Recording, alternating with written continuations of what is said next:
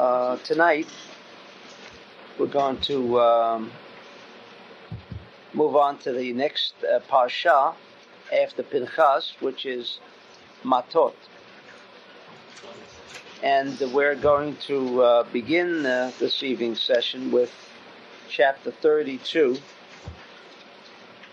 a very little understood chapter,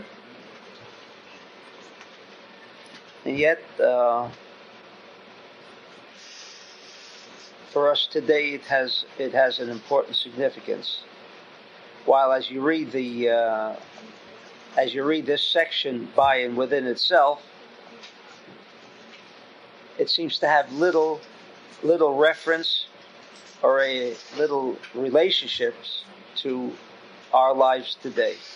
I'm referring now to the section which deals with the plea of Reuven and God, and half of the tribe of Menashe that had suddenly raised a question to Moses. And I read as follows, verse number 1. Now the children of Reuben and the children of Gad had a very great multitude of cattle. For whatever reason, they must have been good shepherds, and they knew how to create a large flock of cattle. And so they had very much, says the Bible. And when they saw the land of Yazer and the land of Gilead, they felt that this was the place for cattle. And so in verse 2 it says, and they came to Moshe and Elazar HaKohen and all of the princes of the congregation, and said,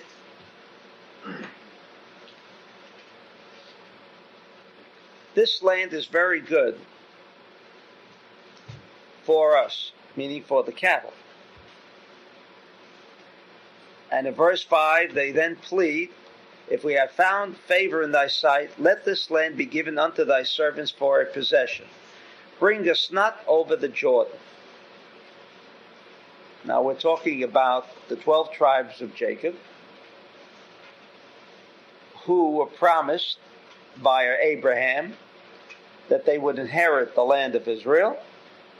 And now along come Reuven, at this point, Reuven and Gad, and said, we would rather remain on the other side of the Jordan. When I say the other side of the Jordan, meaning the eastern side of the Jordan, which is today known as Jordan. And suddenly feeling that the land of Israel that was promised to them, and obviously Moses was not in the land of Israel because he was in the land of Jordan, and as we have learned on many occasions, that Moses, because he had struck the stone rather than spoken to the stone, therefore, I'd rather prefer not saying he was punished, but because of that very minor act in which he disobeyed the commandment of the Lord, when the Lord said, talk to the stone when the Jews didn't have any water, and he smote the stone, and out came water, and for that reason, God had told Moses that he would not enter the land of Israel. And so here he is together with these two tribes, and also later the half tribe of Menashe, and they're pleading that they do not enter the land of Israel. Very strange. Not only for the fact that we're discussing now the people of the Exodus, the people with the highest form of intelligence that ever existed, and they were fully aware of the fact that the land of Israel was something special. I think it was something special, if that's what God promised Abraham, and that all of his subsequent children and children's children would inherit the land of Israel. And now they're begging Moses to please permit them to settle outside the area of what is known as Israel. And what does Moses reply in verse 6? Shall your brethren go to war and you shall sit here? Not fair. Just because you are here already and you know that the other brethren, meaning the other tribes, want to capture the land of Israel. So it simply isn't fair that you remain here and they go to war by themselves. And wherefore will we turn away the heart of the children of Israel from going over into the land which the Lord has given them?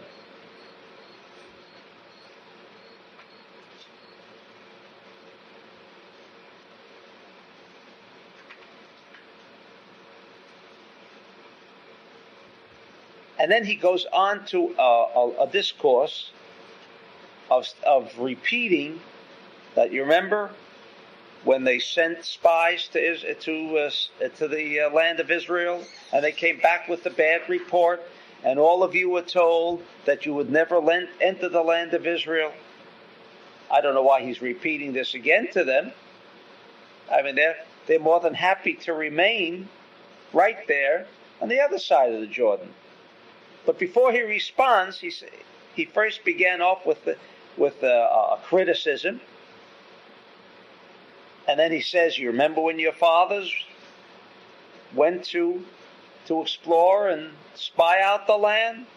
And then in verse 10 it says, and the Lord's anger was kindled that day. And he said, in verse 11, repeats it, surely none of the men that came out of Egypt from 20 years old and upward shall see the land which I swore unto Abraham, Isaac, and Jacob, because they did not follow him. Outside of Caleb ben Yefuneh and Yehoshua. And he keeps going on with this idea. And ultimately, he extracts a promise. He extracts a promise from the two tribes,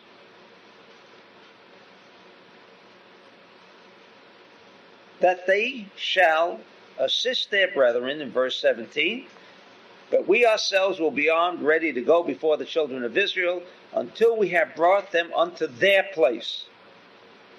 And our little ones shall dwell in the fortified cities because of the inhabitants of the land, but because we are leaving our children here and our wives and our cattle, we shall fortify the areas, and then we shall return to this side of the Jordan only after Israel shall capture and inherit the land. And in verse 20, if you do this thing, if you arm yourselves to go to war, and every armed man of you will pass over the Jordan until he has driven out his enemies, then you can return and remain here. And this land shall be your possession.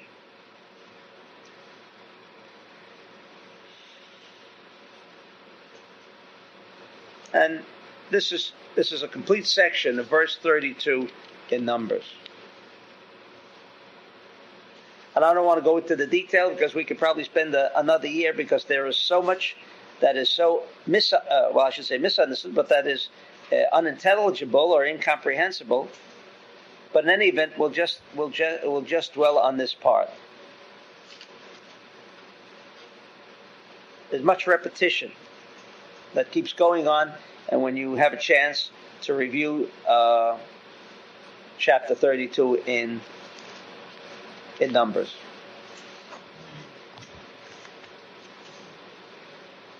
We have already discussed what the land of Israel meant and why it's called the land of Israel. But I think we also should raise several other questions now that we understand what the land of Israel means. Yet we see that some of the Israelites who were reborn with this new desire to receive on Mount Sinai somehow did not feel that they wanted to participate in the inhabitant of the land of Israel.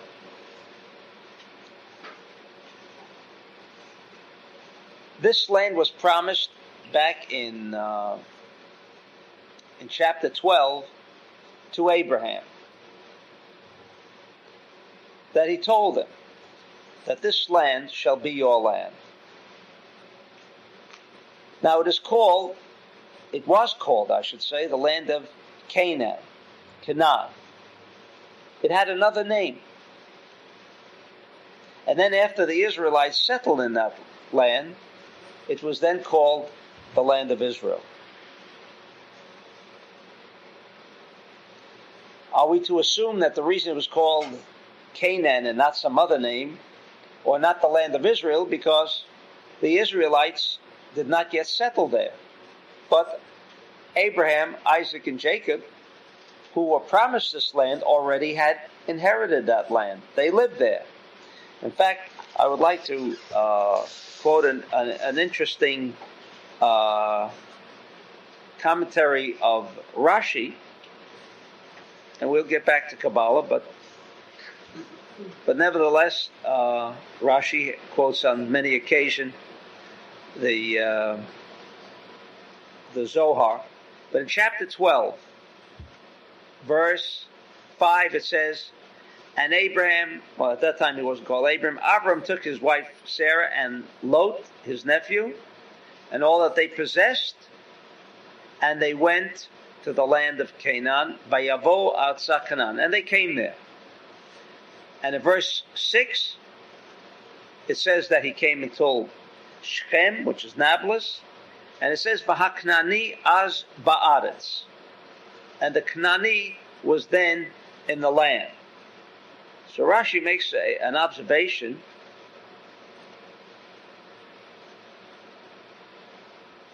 that this land actually was divided, this land, in other words, after the flood, says Rashi,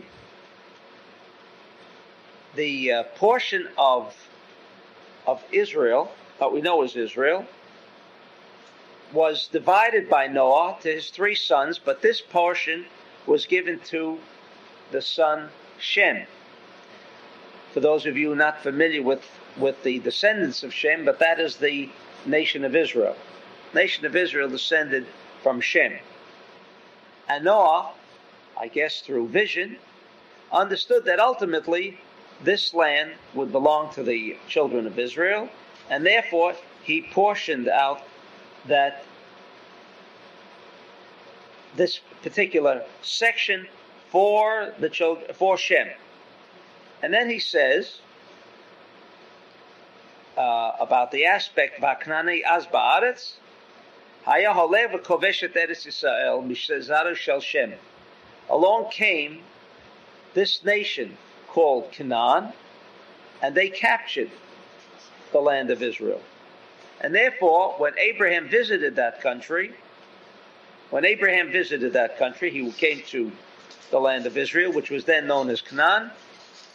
The Rashi says that Vaknani az ba'aretz, he wants to inform us that rightfully this belonged to the descendants of Shem, but the people of Canaan captured this land, and therefore, once they captured that country, it no longer was known as the land of Shem or the land of Israel, but now it turned into another name, Haknani az ba'aretz. And the Bible specifies it that he went to Arza Canaan. Now, why should it say he went to the land of Canaan? He went to Israel. The fact that it was captured by people who weren't deserving of this land, why does the Torah have to go along with the fact that it was, let's say, illegally captured? And therefore, and further, the Torah says, V'haknani az ba'aretz, as if it wasn't enough that it's Israel. He says, no, you should know the ones who inhabited that land were the Canaanites.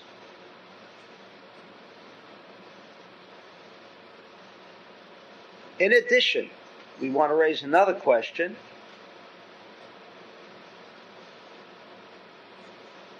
when Abraham was promised that the land of Israel would belong to his descendants, he was also told that the Israelites would have to first go down to Egypt in exile, and then when they came out of Egypt, they would then inherit the land of Israel.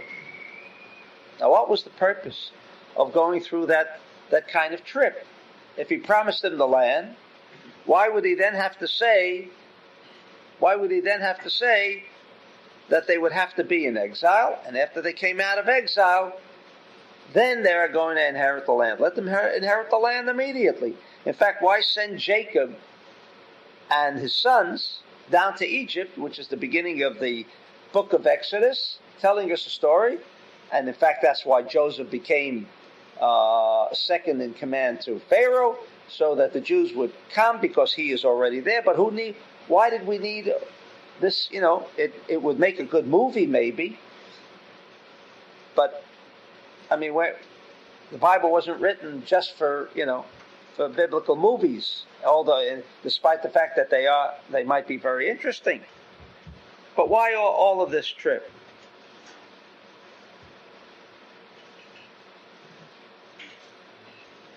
In addition, we are told that there were 7 nations that ultimately David would control and capture. 7 nations that inherited that land. Why 7? We could say, 7. But why? What was all that? Why was all that necessary?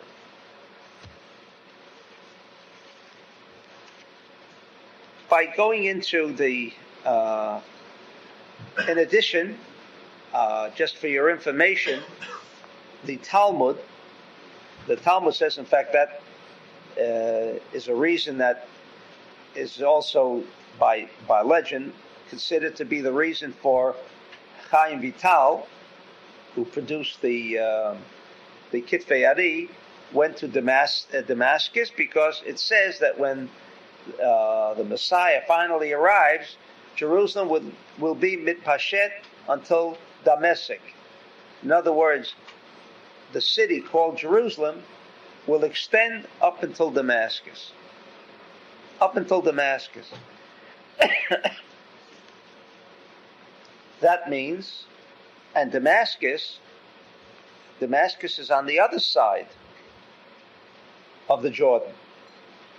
Right? If you know your geography, we do know that Syria lies on the other side of the Jordan. Jordan flows down, which is now presently in the land of Israel, but Damascus is not part of Israel. Yet the Jordan is in full control at that point. In other words, further up you have Lebanon, but at the point where Damascus is, that's just 25 miles away from the border of Israel, present border of Israel. Anyway, to answer this question concerning God and the children of Reuven and the half a tribe of Menashe, why didn't they go into the land of Israel? In other words, we know immediately that when the Bible is telling us a story that they're coming with cattle and it's good grazing land and they don't want to go into the land of Israel, the Bible is telling us something of a kind of code. It's not just merely a story. And so immediately, the Ari, in his Sefer Halikutim, immediately provides us with the answer. And that will provide us with a greater insight into all of what this is about concerning the land of Israel. He says, Sod b'nei Gad u'b'nei Ruvain, and I read in Hebrew, as you know, we always read the words of Kabbalah in Hebrew, because that by in its very essence of reading expands our awareness and our consciousness. Sod b'nei Gad b'nei Ruvain v'chetzi shevet ha'menashe lo nichnasa la'aretz. What was the secret why they didn't go in? He says, Sod inyan, and the secret of the matter is as follows. Ki Yaakov Avinu kishemizdavek im Leah, haya savu shehaya Rachel.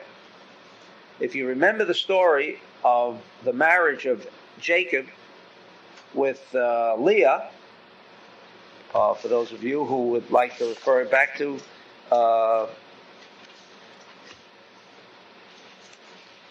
the story, is when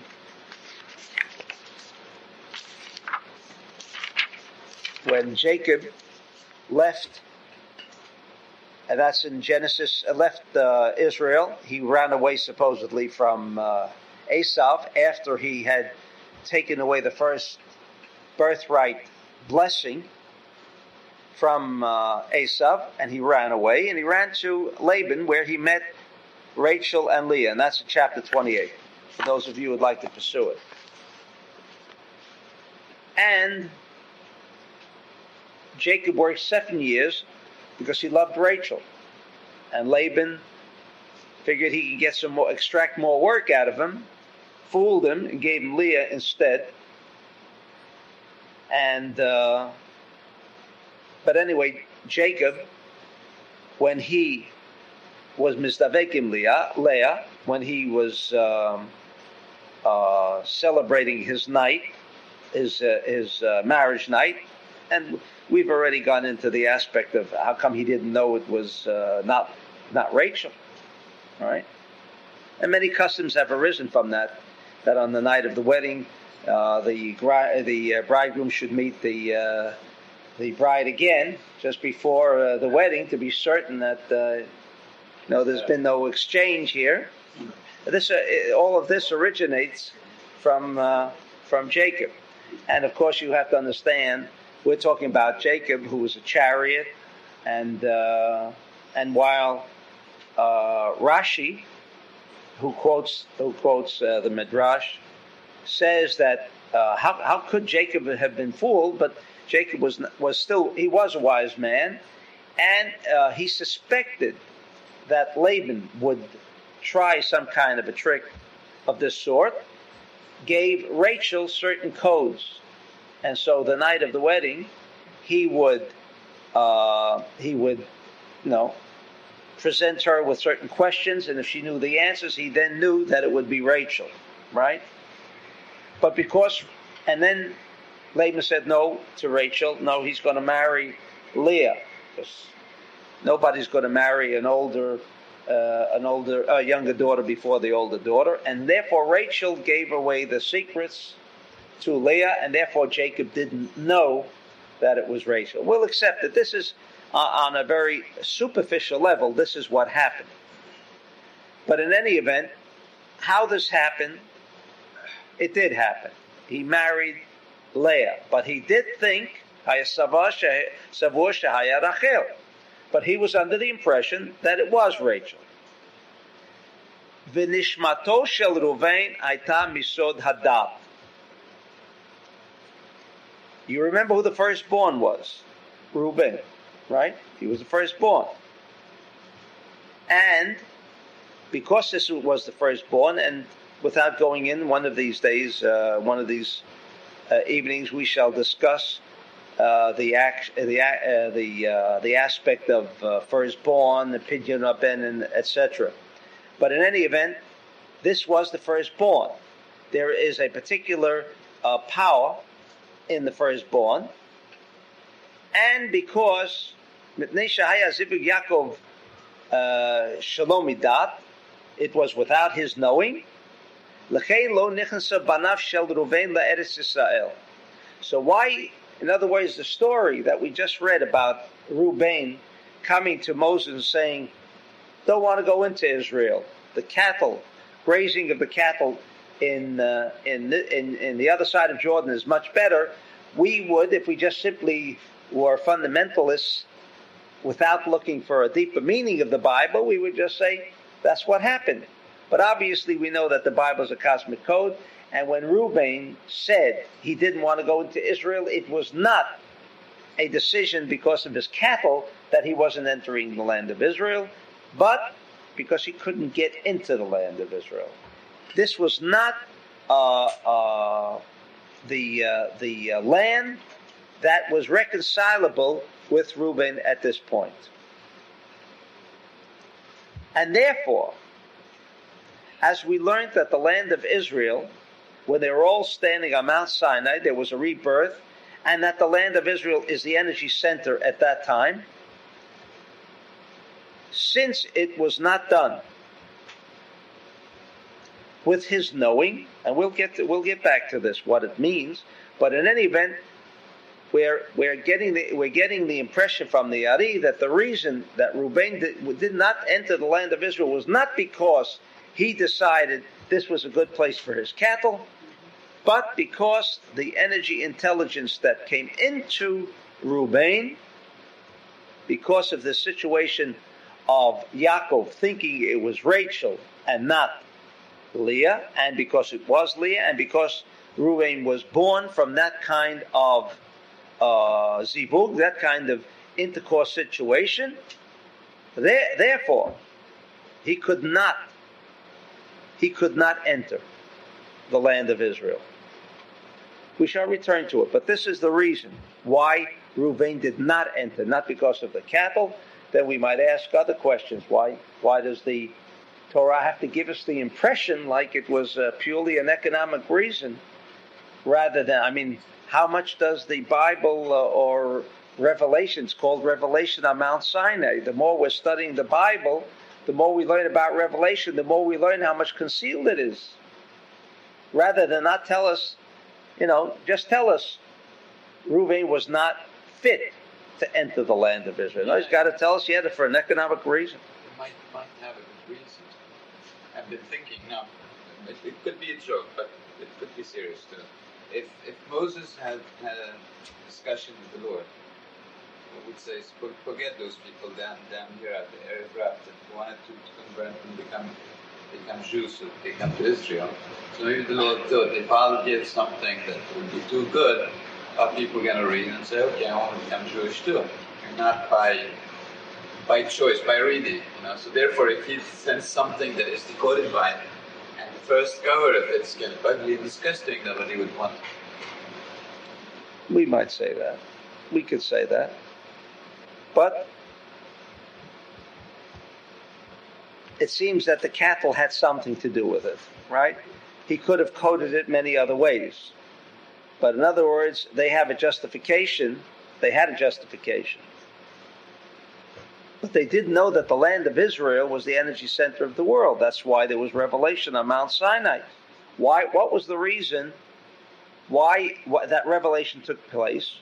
The revelation meant that now the world of metaphysics that was generally concealed to the entire world would now become for the Israelites not a world of metaphysics, but that metaphysics would be, as it says in the Torah, they saw the voices. Do you remember? They saw the voices on Mount Sinai. At Revelation, they saw the voices. What did that mean? That the world of metaphysics, which to us, metaphysics means anything beyond the five senses. If you can't touch it, see it, feel it, that refers to the world of metaphysics.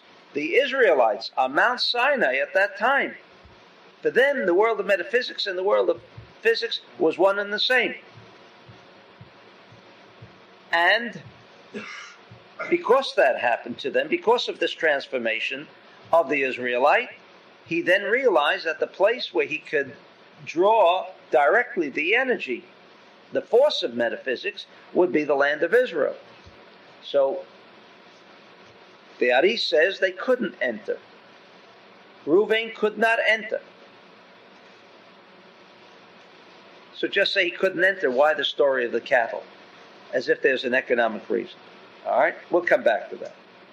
But in any event, at least we know that it wasn't something on a purely physical basis, because it could not reconcile itself with the fact that they were promised this land belonged to them. Ubnei Gad, Gam came.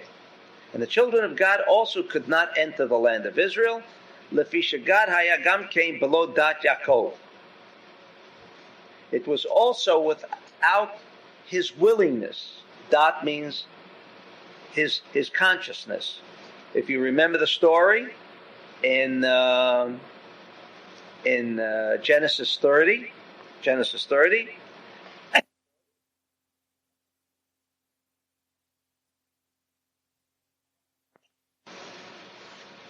as it says, Bana el Shivchati. In Genesis 30, I'll read that. When Rachel saw that she could not have any children at that time, she then came and said, in other words, with permission, she came to Jacob and she said, would you take my handmaiden? I just want to just give you the exact verse, and so we don't have to spend time on it. Chapter 30, verse 1, and when Rachel saw that she bore Jacob no children, and Rachel envied her sister,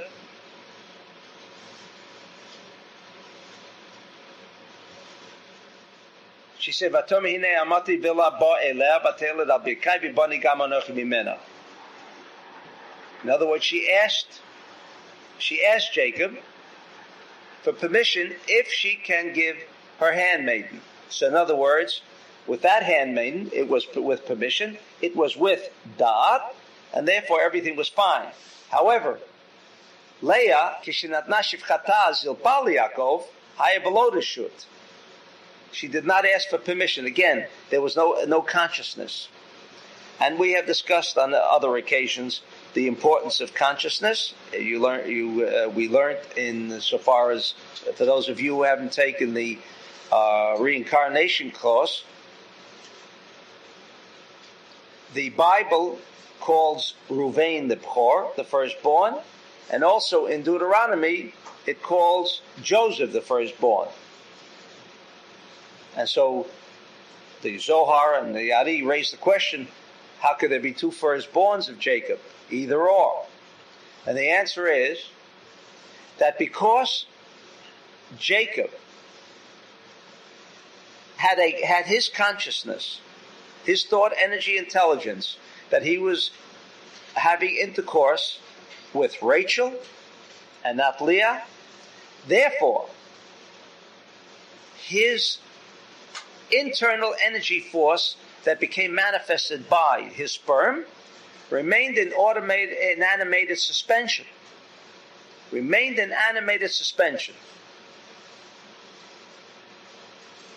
Without going into details, this is a wild kind of revelation.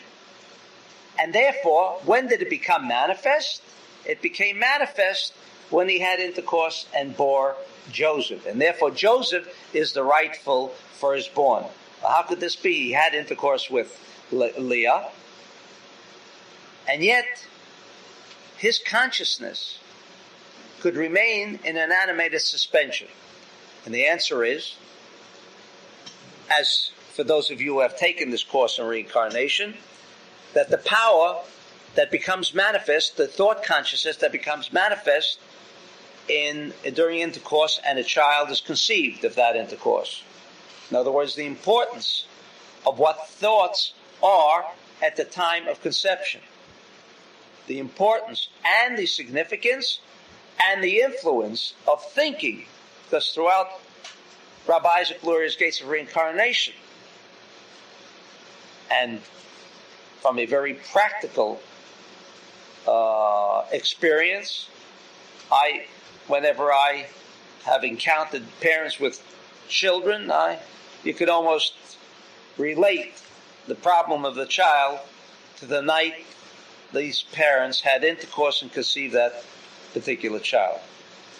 In other words, the fact that Jacob thought that it was Rachel, and that's where his consciousness was directed, that he directed the internal energy intelligence of that sperm. You say, then how was Reuven born? How was he born?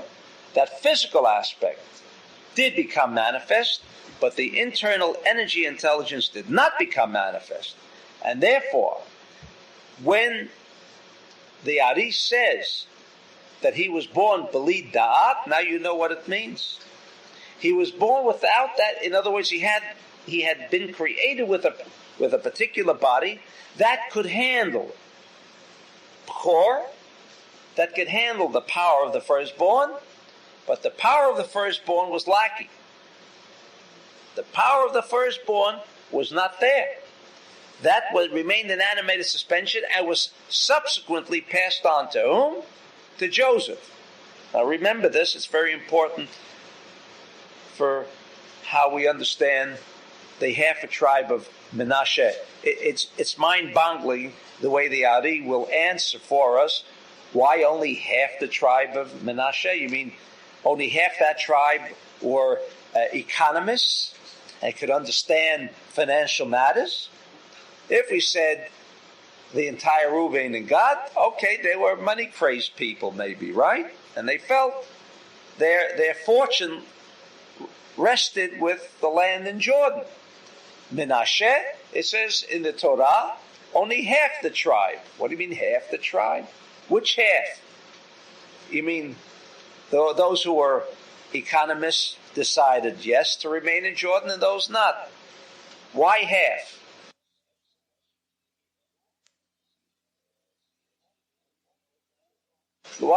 What an incredible result. Right down the line, half decided yes, and half decided no. Could that really be something? You may have a tribe of 65,000 people, or let's say 70,000 people, and 3,750, right? 37,500 people decided that their future rests in the land of Israel, and half of that tribe, 37,500, said no. Our future is with Jordan. Where was the logic? But this is what the Bible tells us. Menashe was also firstborn. What's that? Menashe was the firstborn of Joseph, you mean? Okay, well, we're getting onto it. All right. Reuben then was not drawing any energy from Jacob. That's the energy of Bechor. Not even the energy of son, because really the energy intelligence of his sperm didn't connect with Reuben. It was a suspended animation. But nevertheless, on a physical basis, a manifestation took place.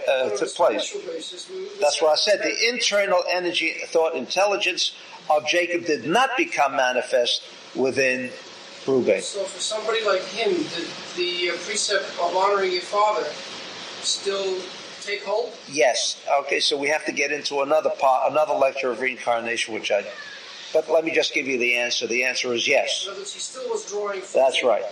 Therefore, well, while you touch on that, I guess I should give you that piece of information. and with that, now I was just going to say it was not by chance that Eitan asked that question. Now it might be a little embarrassing because I already prefaced my remark to what was just said. But many a time there are people who did not have the best of relationships with their father. It happens. On certain occasions, or on maybe many occasions. And there are some times where we read in the newspapers that a son killed his father. It just happened. It's always happened before. Yeah, so it does really happen. Now the question then, so that's the extreme. But in any event, let us remain with the situation where just the child was not on the best terms with the parents, and they come and say, "Do I have to say Kaddish?" I mean, not because he hasn't got the time, or not because he doesn't want to assist his father. He said, but if this is a prayer, then I think a prayer should be done with good conscience, with an honest conscience. And right now, I still feel this animosity to my father or my mother, and so should I say the Kaddish? And the Ari in his Gates of Reincarnation, when he discusses on how you can tell what the thoughts of the parents were at the time of intercourse and conception, which sounds way out, right? You imagine? You look at a 20-year-old child and you know what they thought about at the night they bore this child, right? Gets a little scary too at the same time.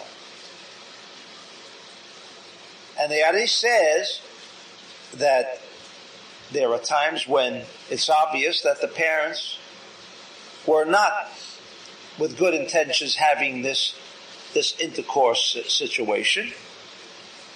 But nevertheless, and then he goes into the aspect, is there, if the child now understands, he read the Ari's Gates of Reincarnation, understands fully what happened at the night he was conceived, does he have to now honor his father and mother?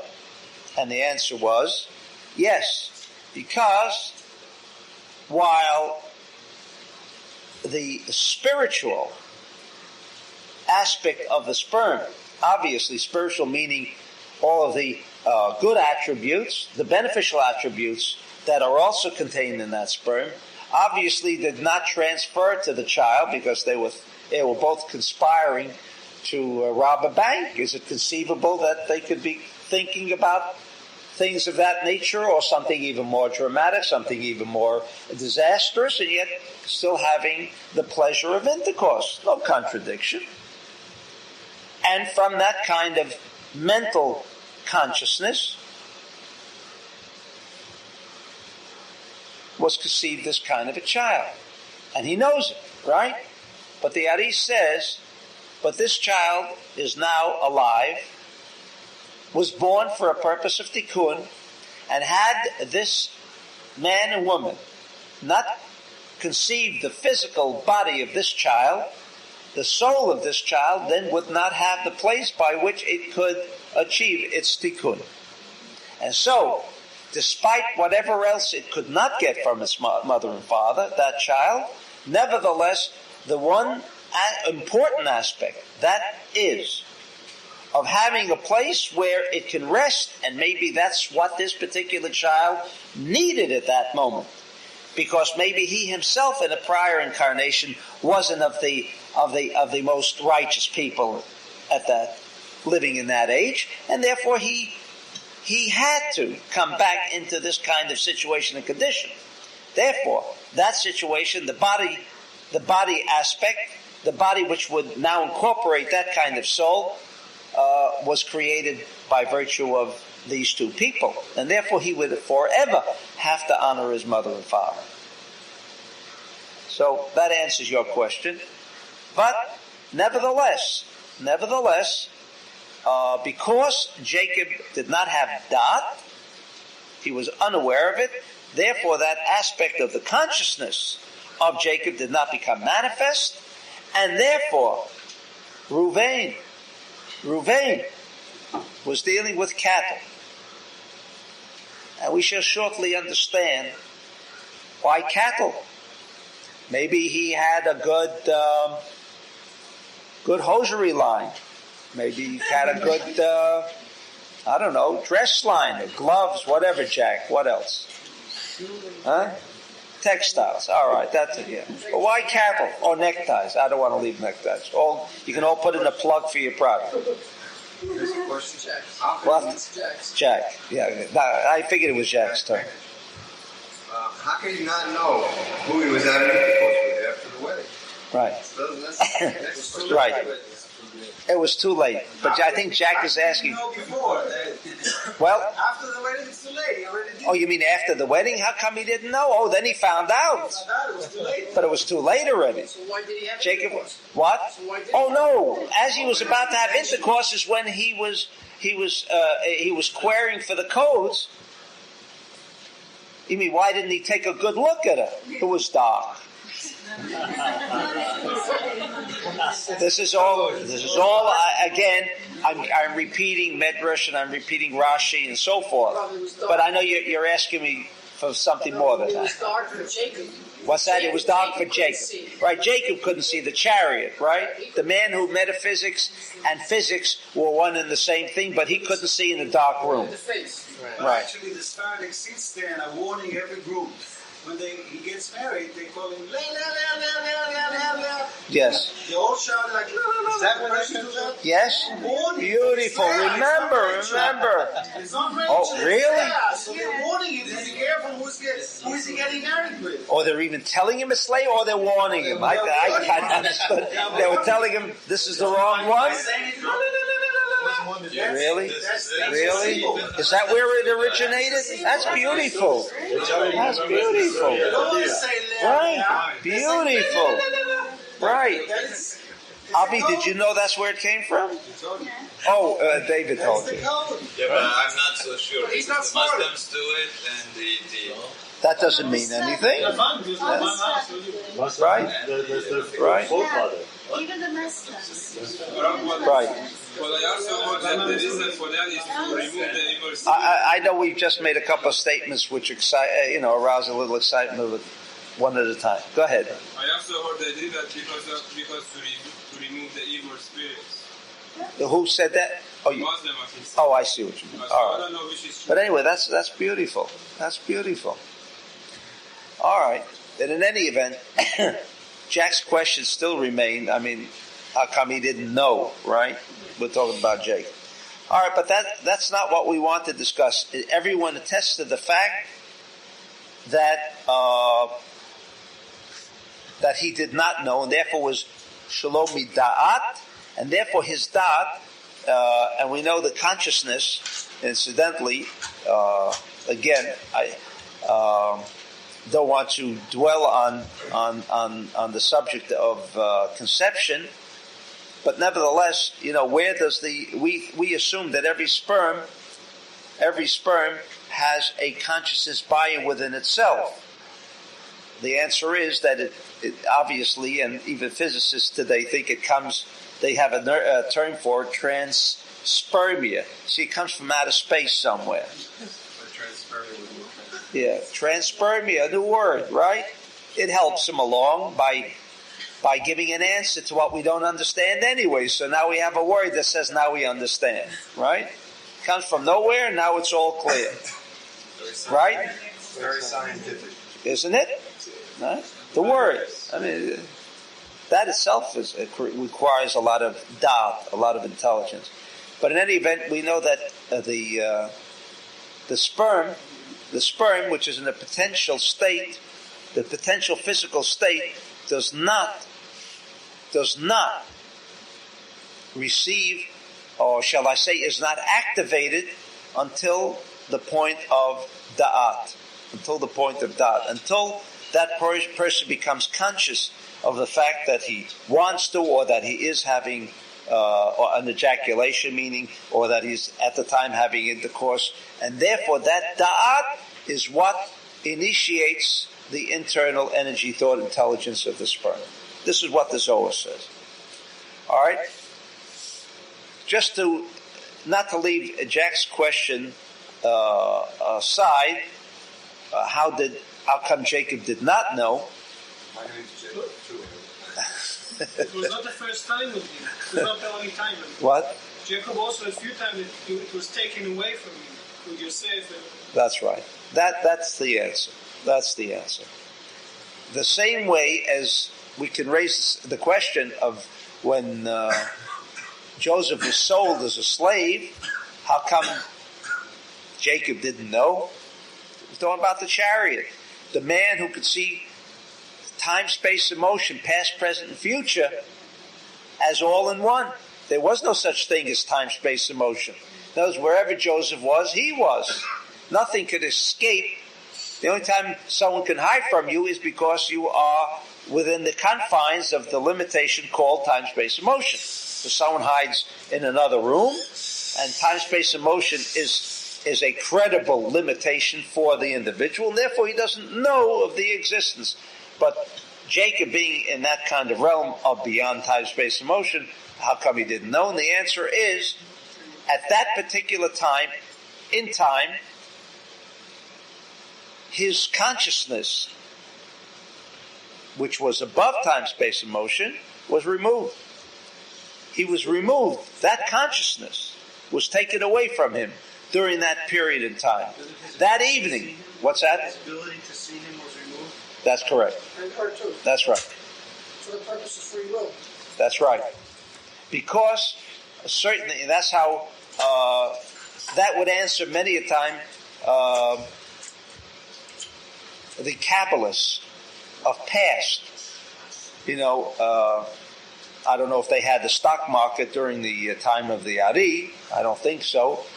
But they could always see the future. I mean, why would Rabbi Chaim Vital or Rabbi Shmuel Vital say, I'm poor and my eyes are failing, but I feel I must get the writings of the Ari out?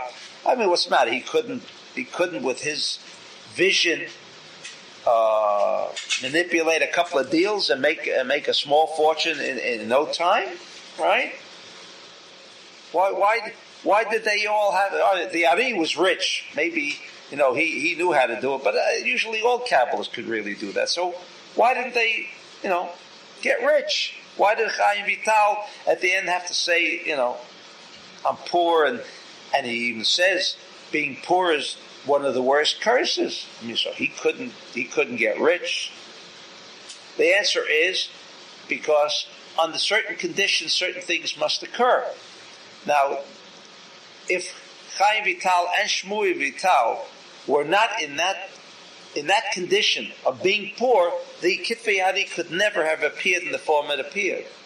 The same way as when Rabbi Shimon came out of the cave, and his father-in-law, Rabbi Pinchas ben Yair, saw him and said, "Oh my, how flesh almost all gone, and his physical condition so deteriorated because of 12 years in a cave and also being buried in sand." He says, "Only because of the way you see me, was I in a position, or was I capable of achieving that consciousness of receiving the Zohar?" So that's no question. That's the way they would answer. At certain times, a certain portion of the cassette must play itself out, and there must be no intervention. While Jacob could have intervened and said, "Look, I know Joseph is alive. Come on, bring him back." Right? There was a certain play that had to be enacted, and that was the Jews ultimately going down to Egypt.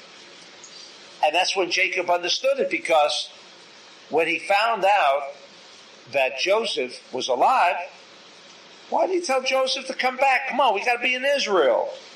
I mean, what about this business that the Jews had, which we raised the question before? Jews have to go down to the land of Egypt, and then when they come out of Egypt, then they're going to capture the land of Israel. Let them all remain there. Let do their thing. But certain things have to take place where the Kabbalist or Jacob or any of the other chariots were not permitted to interfere with the events as they were enacted. It seems that the chariots also had a tikkun to fulfill. No. That does not mean they had a tikkun to fill.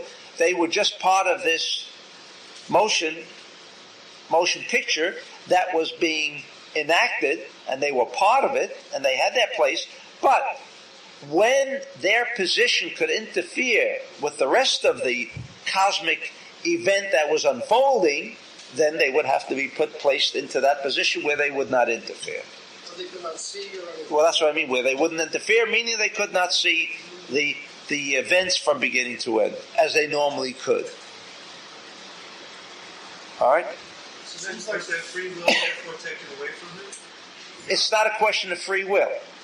What was taken away, that advanced level of consciousness, was taken. We wouldn't say taken away, but in other words, for them it was not operable.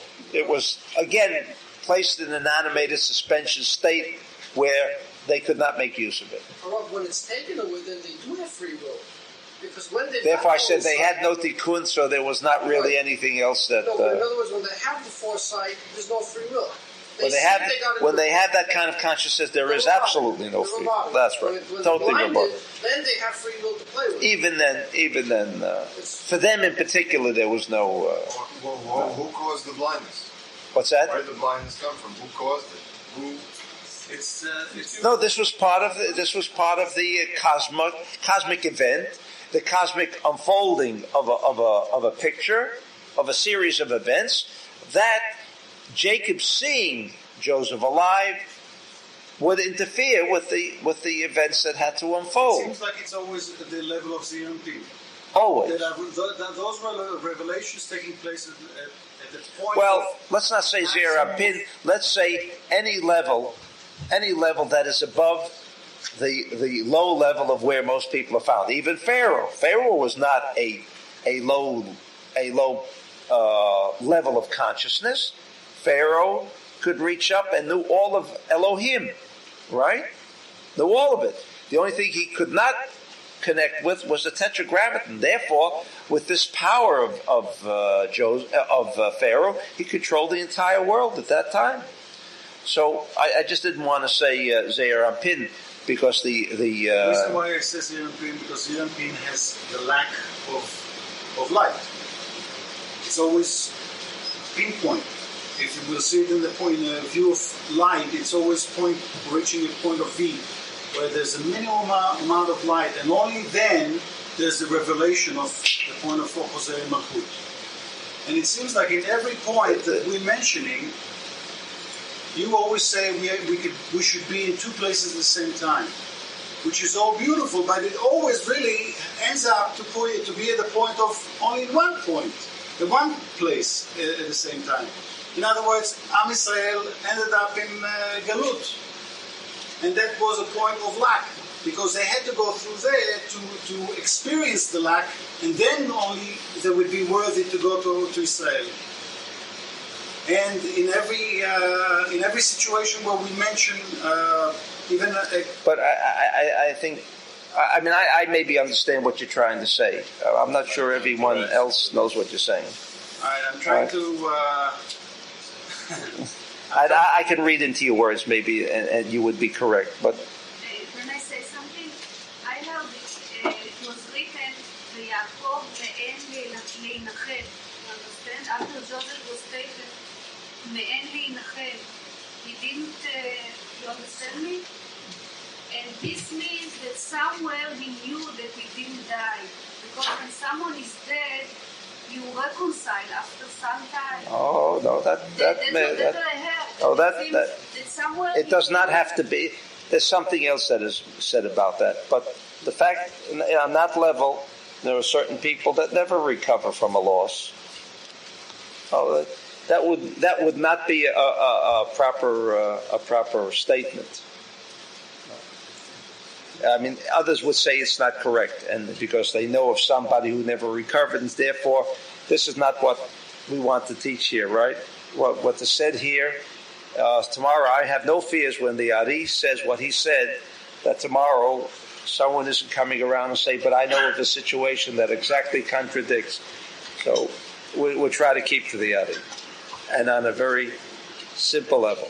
All right? So, okay, all right. We're ready for our break. I just want to, and therefore, about God, it says the same thing. Vatikach et zilpa shivchata, also there here in chapter 30, where Leah did not ask for permission to give Zilpah as a wife for Jacob, and therefore. He thought Ve'via ota esel Yaakov, and Leah brought Zilpah to Yaakov. V'haya savur. Can you imagine? You'll all be shocked at what the Ari is going to say now. V'haya savur shehi Leah. Again, man makes the same mistake twice. I mean, how often? This is what the Ari says. V'haya savur shehi Leah. He thought it was Leah, and this davek. Ima ba'ota alayla, or ba'gat shalom midat, and from this conception, appeared God, and that was also Shalom Midat, without the consciousness of Yaakov. Al Ken Kara Shemo Bagad Chased Alaf Shisod Hadat. Okay, we'll leave that. All right.